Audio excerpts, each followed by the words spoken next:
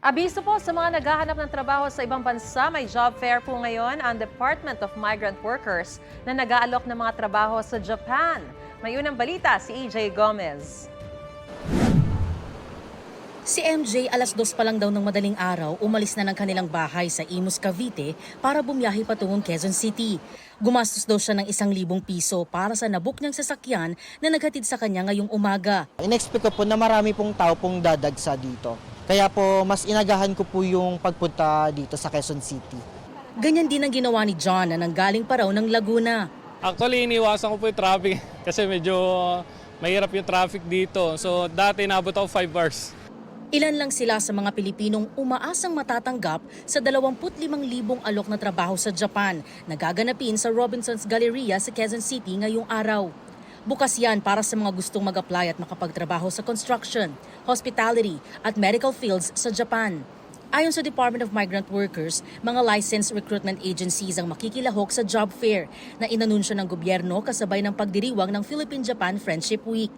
Sa tala ng DMW, mahigit 2 milyon ang kabuang bilang ng mga dayuhang manggagawa sa Japan.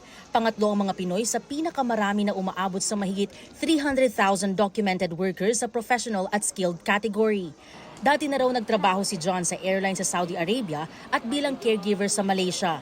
Muli raw siyang nakikipagsapalaran para mabigyan ng mas magandang buhay ang kanyang pamilya. Kasi dito, masyadong mataas yung qualification pero mababa yung ating pasahod. Pero yun, sa ibang bansa, kahit hindi ka nakatapos, pwede kang kumita ng mas malaki.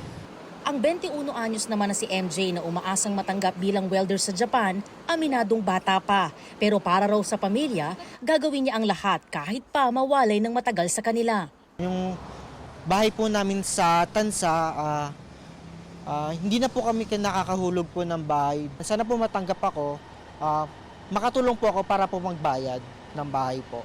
Lahat sila umaasang papalaring matanggap sa trabaho sa Japan. Para sa akin po, yung pagiging passionate po ng isang Pilipino sa kung ano po yung trabaho na a-applyan po, ma'am. Likas po tayong kilalang mga Pilipino bilang masisipag po, ma'am. Sabi nga sa amin sa Malaysia, parang inborn daw sa mga Pilipino yung pagiging nurse. So, very yung pag-nurse natin sa mga patient. Ito ang unang balita. EJ Gomez para sa GMA Integrated News.